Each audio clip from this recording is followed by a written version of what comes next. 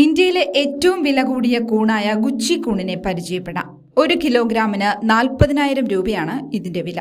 ഈ കൂണിന്റെ അപൂർവതയും അതിന്റെ പ്രത്യേക ഫ്ലേവറും ആരോഗ്യഗുണവും കാട്ടിൽ നിന്ന് അവ വിളവെടുക്കുന്നതിനുള്ള ബുദ്ധിമുട്ടും കണക്കിലെടുത്താണ് ഇത്രയും വില. ചില സീസണുകളിൽ ചില പ്രത്യേക പ്രദേശങ്ങളിൽ മാത്രമാണ് ഈ കൂണ് വളരുക.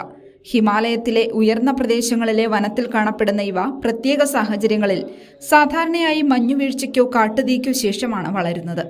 സാധാരണ കൂണുകളിൽ നിന്ന് വ്യത്യസ്തമായി ഗുച്ചി കൂണുകൾ കാട്ടിൽ മാത്രമാണ് വളരുക.